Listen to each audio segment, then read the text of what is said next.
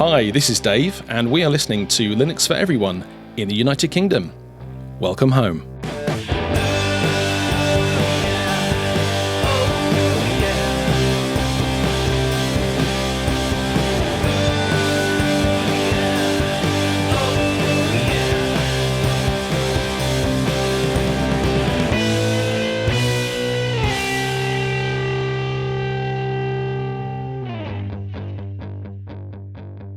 Hey everybody, welcome back to Linux for Everyone, the podcast about desktop Linux, open source software, and the community creating and enjoying it.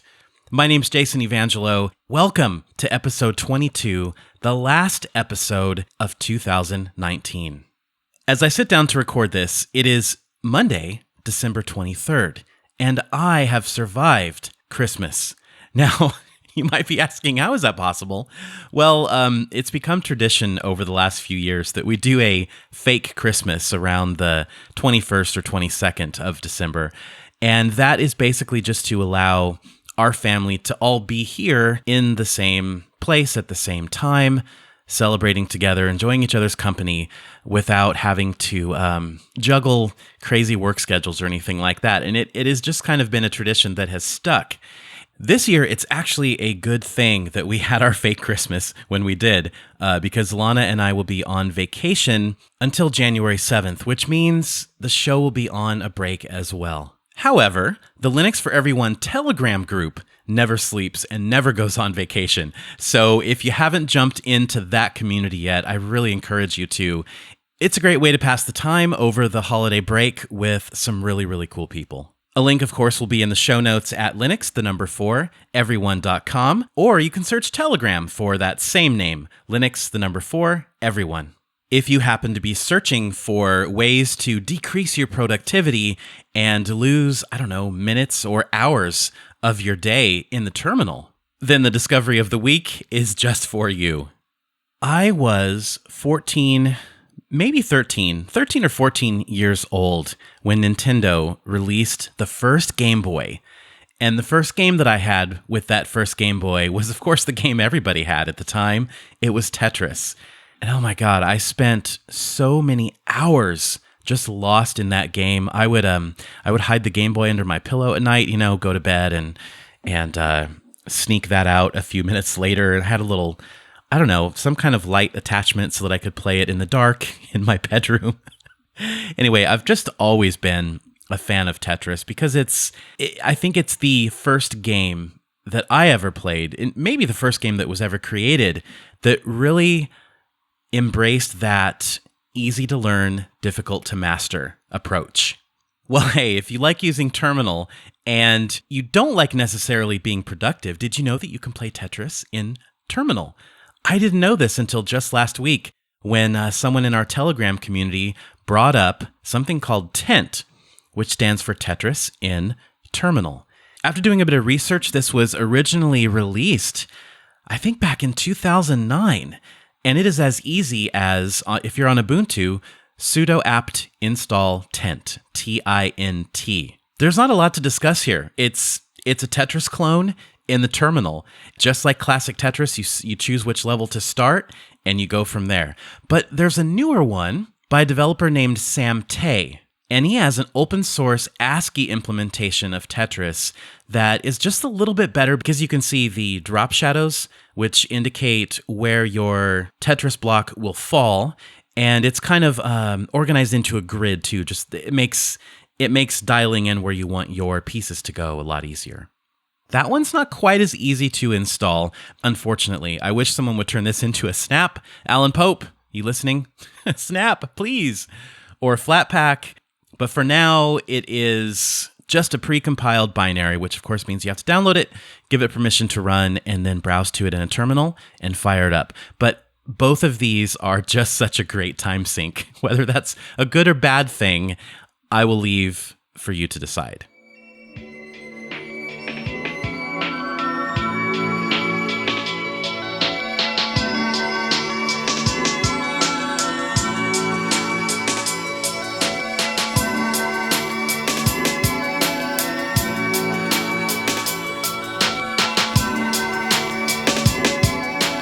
So, where were we?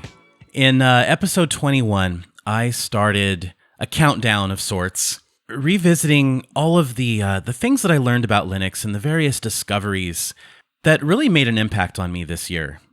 So if you haven't heard that one yet, if you're just jumping in now and thought, hey, I'm going to just check out the newest episode of Linux for Everyone, do yourself a favor and at least back up to episode 21 first, and then just roll into this one. So this is part 2 of what I'm calling the 12 months of Linux discoveries. And we're picking it up now in July of 2019, specifically July 19th. That is when a little something called Linux for Everyone, episode 0, went live to the world. It's difficult to limit this to just a few minutes. And I guess, among other reasons, that is because this show, while it's not my full-time job, while it's barely a part-time job in terms of revenue, I do have 60, 70 very awesome patrons who support this show and put a little bit of money into the virtual piggy bank for, bandwidth costs and things like that. And that is amazing, and I'm so grateful. But in terms of time and energy spent, it does kind of feel like a full-time job. There has been this enormous worldwide community that has risen up around this show and around my Linux journey. And it doesn't end with me just sitting at my desk and recording, producing, and releasing a show.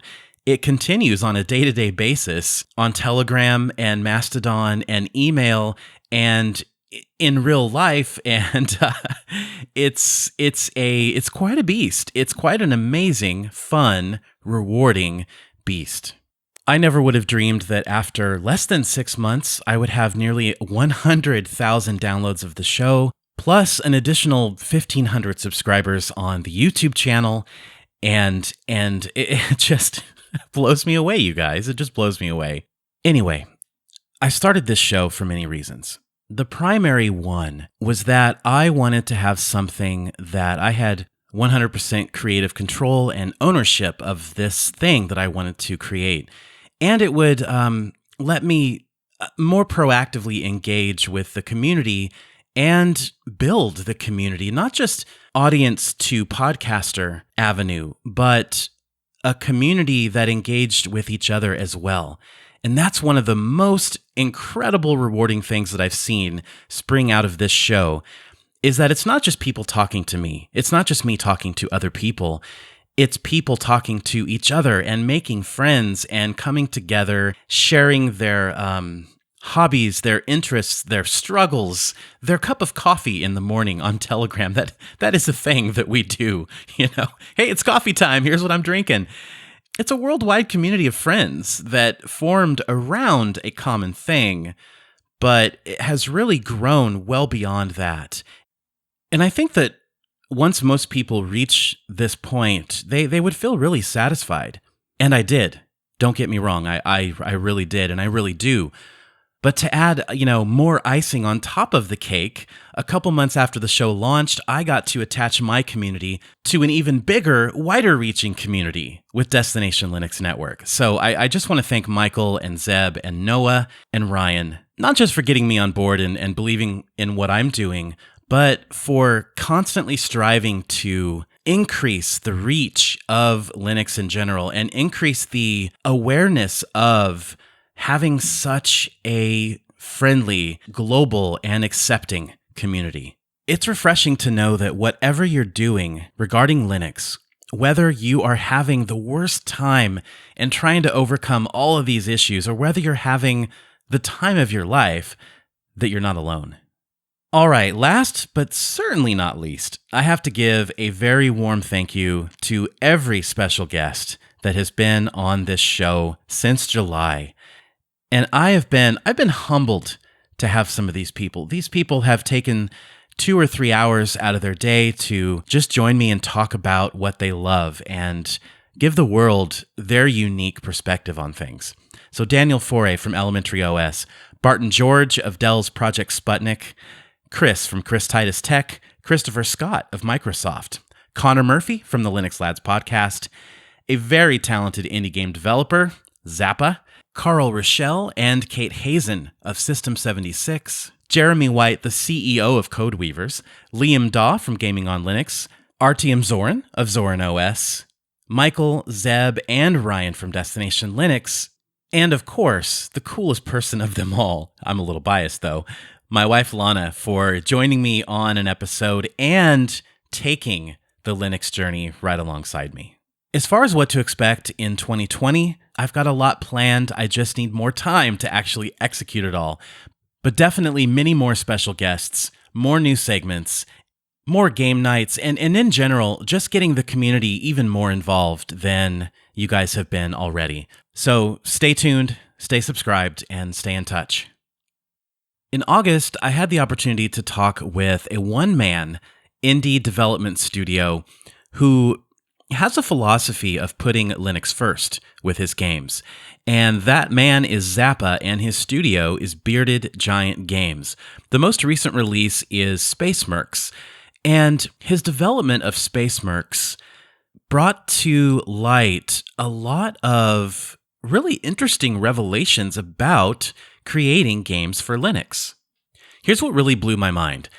Steam on Linux has, roughly a 1% market share, right? So, how does an indie game developer release a game that has 35% of its sales on Linux? His experience totally defied the conventional wisdom of developing games for Linux. And he goes into so much detail. That is episode 3. So if you want to go back and listen to that for some context, I highly recommend it. But I also have some highlights from our interview over at Forbes. And of course, all of the articles and videos and stuff that I'm mentioning in this episode will be on the show notes for this episode. But one of the key takeaways is that it's not just about, I'm going to develop my game on Unity. It's also about using middleware that is 100% supported on Windows as well. It goes beyond that, though. His success happened because he was actively engaging with the Linux community, and the Linux community was participating in the QA and the testing of his game. And so what happens then is you've got a very happy, engaged fan base, and you have less technical issues that crop up on the Linux release. Anyway, it was a really, really insightful conversation for me and kind of opened my eyes to the possibilities that are there for indie developers to have a really good, successful run, making their games for multiple platforms, but also including Linux in a meaningful way with their release strategy.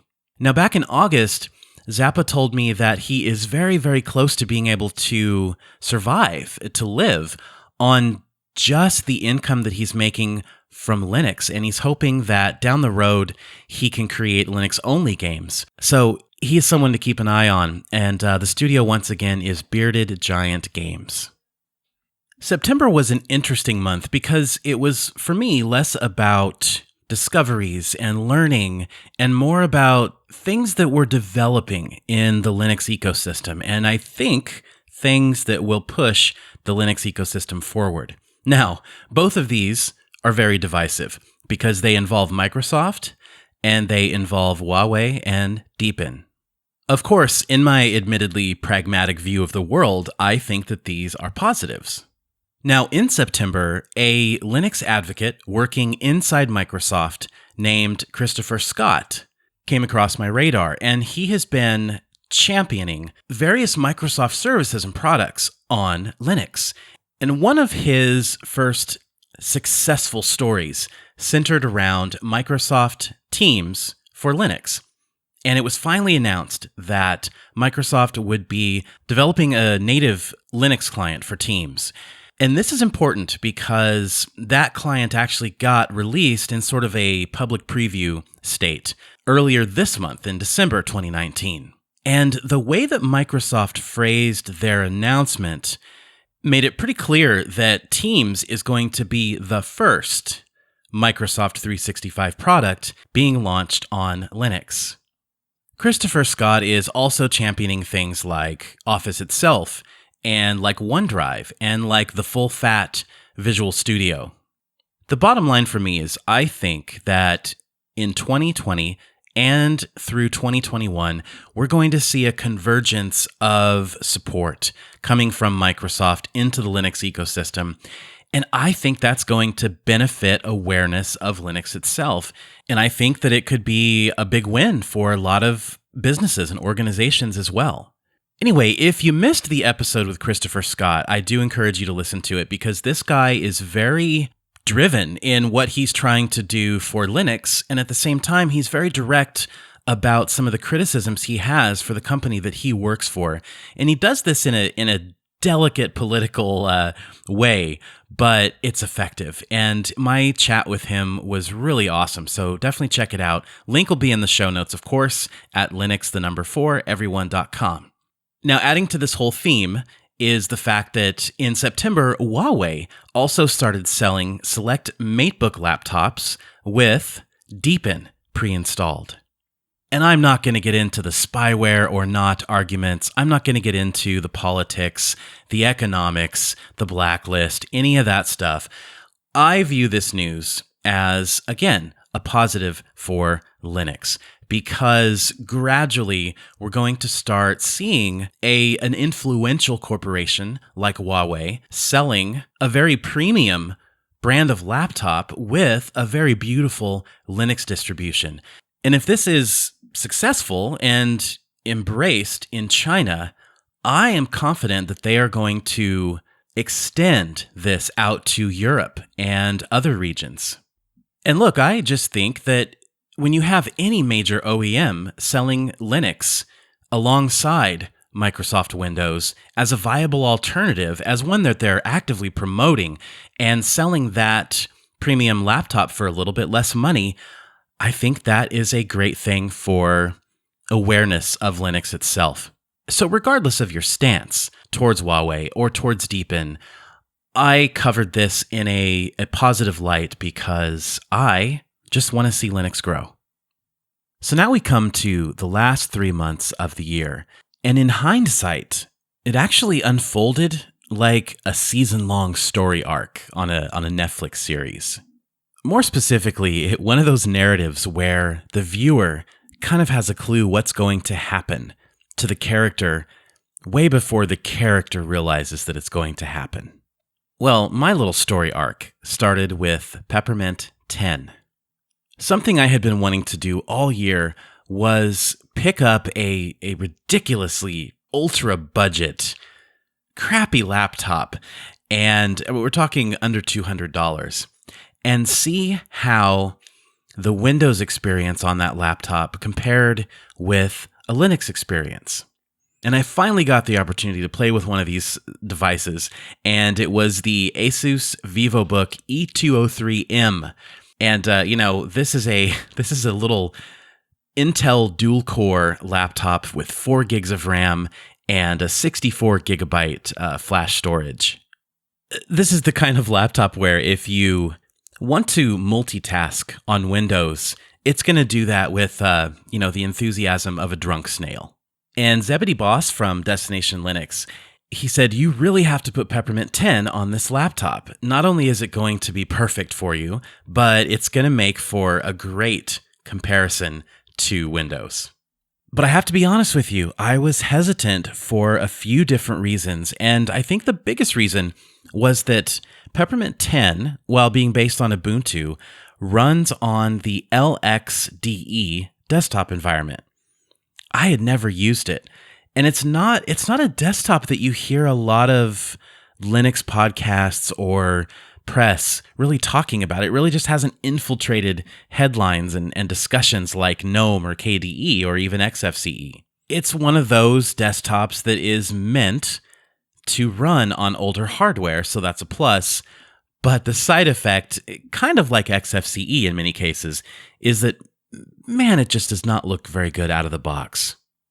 But holy crap, Peppermint 10 looked great out of the box. You could tell the developers had massaged it and given it so much love. And what was really fascinating is once I was digging around Peppermint, I started to notice there were so many elements to it.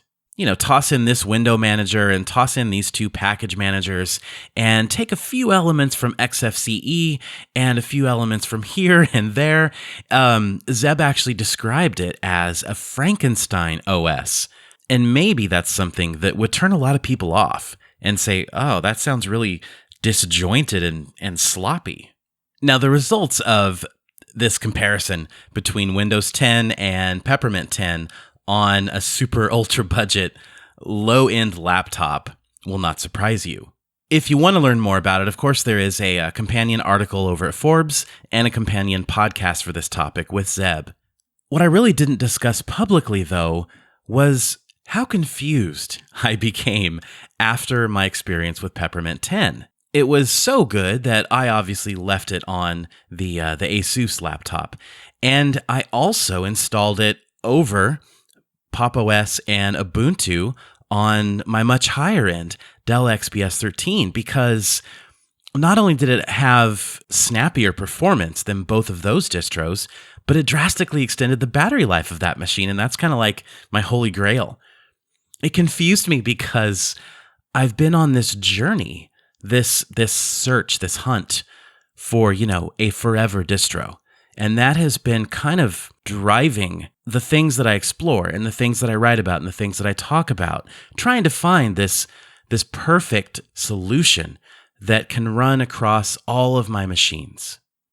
And that, my friends, leads us into November and I think what became the most popular article of the year that I had written at Forbes. As I look at it now, it's just shy of 400,000 views. This is the headline. My search for the perfect Linux OS just ended with an unexpected surprise. And the big light bulb moment for me, the big realization for me, was that the perfect distro doesn't exist for me. It can exist for you. It doesn't exist for me. And I had I sat down and really put some thought and almost some soul searching into this article. And I identified going through several different phases.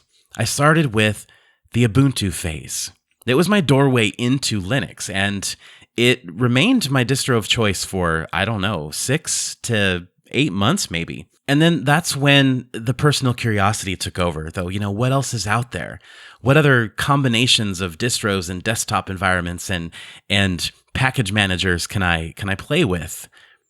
And that was kind of both personal and professional, right? Because I was starting to cover Linux at Forbes on a much more regular basis, and I felt like I couldn't do that if I wasn't learning about these things and expanding my own knowledge. So then it led to part 2, phase 2, I guess, the distro hopping phase. And that's, of course, when I just went nuts. And I wrote in here, like the entire cast of Seinfeld treated their significant others, there was always something to nitpick, but I also appreciated everything that was brought to the table. I just felt unsettled, unable to find that perfect distribution that not only looked fantastic out of the box and ran like a champ, but also catered to the Linux gaming crowd in various ways. Then I discovered Pop! OS. And that put me into phase 3, the System76 phase. A quick little side note here. I'm still sort of in that phase, at least on the hardware side, because I adore my Oryx Pro and I adore my Thalio. And these are the systems that I use all the time, and they are just rock solid for me. But I mentioned my preference for Pop! OS in episode 21 in part 1 of this little 2-episode series here. So you can go back and listen to that. I'm not going to rehash all of that here. Part 4 was, of course, the Peppermint predicament. I want to read this portion of the article just to kind of start driving this story arc home a little bit. It started when I put Peppermint OS on an ultra-budget laptop and it just screamed. It didn't hurt that it was so polished right out of the box. Then I nuked Pop! OS from my Dell XPS 13 in favor of Peppermint OS. I was welcomed with dramatically longer battery life. That's when the forever distro mentality crept right back in. Maybe this could be the one, I wondered. I wanted Peppermint OS on everything. The serious hurdle was replicating the same great experience I had with the synergy of System76 software and hardware. Now, the CEO of Peppermint, Mark Greaves, he spent hours with me on Telegram voluntarily, troubleshooting, suggesting all these approaches, continued to research after I had even given up. He was a real trooper. I was just adamant on using the same distro for every piece of equipment I had. This article actually has a photo of one of my desktops and 4 different laptops, all with Peppermint 10 running. And that kind of nailed it home, you know? But then Zeb's comment about how Peppermint 10 was Frankensteined together, it started echoing in my head. Like, you know, it's that one wise statement that the main character hears, or that little piece of advice that leads the character to their ultimate realization or their destiny or whatever you want to call it. So let me read this next part. Linux is all about choice. It's modular. Like the Borg, it adapts to any situation. So why try to force a square peg into a round hole? Peppermint CEO Mark Greaves, he cherry-picked the best elements of the LXDE, XFCE, and Cinnamon desktop environments. He used both Mint and GNOME software centers. He used multiple package managers. On paper, Peppermint OS should be a disaster, but it's brilliant. It's just not the ideal distribution for one of my machines. And that's when it all came into focus. I use Linux because Windows users don't have this kind of flexibility. You want a Windows 10 that runs like a dream on your crappy dual-core laptop with 4 gigabytes of RAM? Sorry, not an option. But with Linux, I can use the same exact software across any distribution I want. I can effortlessly make a backup on my Oryx Pro that's running Kubuntu and restore that on my XPS 13 that's running Peppermint OS. We have the tools to adapt, to make it a seamless experience while using the absolute best distribution that fits our needs based on that unique scenario. How awesome is that? So I realized I don't need to find a forever distro. I can distro hop for years if I want to. I just need Linux. I just need the tools. I can Frankenstein my own thing together. And that's a really beautiful thing. Yeah, so that happened in November, and that was a serious turning point in this little journey of mine. But that was nothing compared to the System76 Superfan event that I was able to attend. After something like 14 or 15 months of using Linux, I finally got to meet some members of this community face to face. I got to meet some of the developers and the engineers who were making a distribution and a piece of hardware that I love. I got to see their passion and their differing opinions about everything, but at the same time, their really mutual respect for everybody else, regardless of their opinions. I got to finally see what the magic is about, the magic of the Linux community, and I was just 100% hooked after that. And if all of that wasn't enough in November, I finally decided to become a proper YouTuber and do some actual videos instead of just posting a video version of the podcast with a 16:9 episode cover. Like everything with this journey, that has been super challenging, but super rewarding. And I really like the format because I feel like I have some room to experiment and just kind of see what, throw stuff against the wall, see what sticks. I mean, sometimes I'll do a 5-minute quick look of a distro, and then what about doing the next video with the same distribution, but starting from a completely fresh installation and just setting it up like I would normally set it up, and give people a glimpse into how that works, and maybe show them a few new things, and even myself maybe learn a few new things with all the people commenting on the video. In the future, I want to do, I don't know, some live gaming benchmarks, or just some Q&As, or it's just a neat format. And I'm looking forward to doing a lot more of the video stuff in 2020. And you thought I was done with November, but I'm totally not.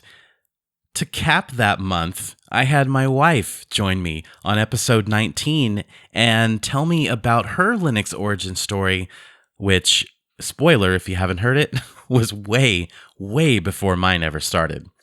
And at the same time, she agreed to do a monthly Lana Tries Linux segment, and she has actually switched away from Windows at home and is really dedicating herself to using a new Linux distro every month and just kind of learning and exploring it. So it's freaking awesome.